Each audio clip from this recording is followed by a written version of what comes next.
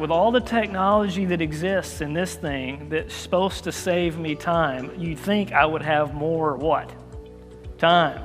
But you don't. You fill up that more time with more stuff.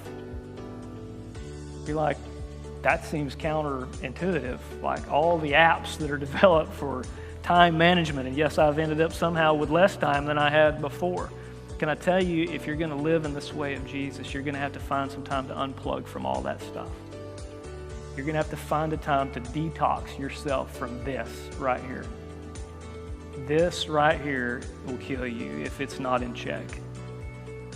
Can't say it any other way to you. If you can't turn this thing off for a period of time and take some rest and not have fear and anxiety driving you back to it, you've got something out of check. It's become an idol. And I am telling you this as someone who's in the middle of journeying this right now. I've begun, and I'm telling you, a Sabbath looks like, in its purest form, it's a day where those things are happening that I was telling you a minute ago. You are able to replenish. You're with your friends. You're having a meal. You're opening the Word. You're allowing a pause in your life.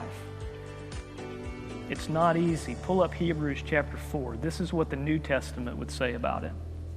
He would say this about rest. Let us therefore make every effort to enter that rest, so that no one will perish by following their example of unbelief. So the people of Israel, he's telling this story, and there was a promised land, and they didn't go in because they didn't obey. They didn't practice. They didn't put into practice in their life. They didn't actually obey and walk out what they were told they had. They fell short of it.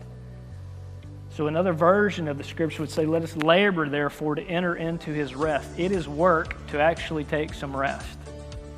Let's get real practical now. You're like, yeah, I hear you, Chris. That sounds awesome. Like, I want to live my life in a deep, rich way like that. I want to be able to breathe deep, to enjoy the life that God's given me. I only get one of them.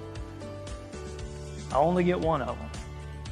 So I want to live this way. I don't want to be formed. I'm responsible for me. Like, this is the thing I'm putting in check in my life, because if there's a problem and it's not happening, I'm not having joy and peace and patience, it's my responsibility.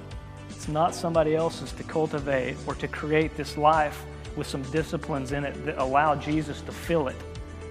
That's me. I have to do that. So I have to work to actually enter into some rest.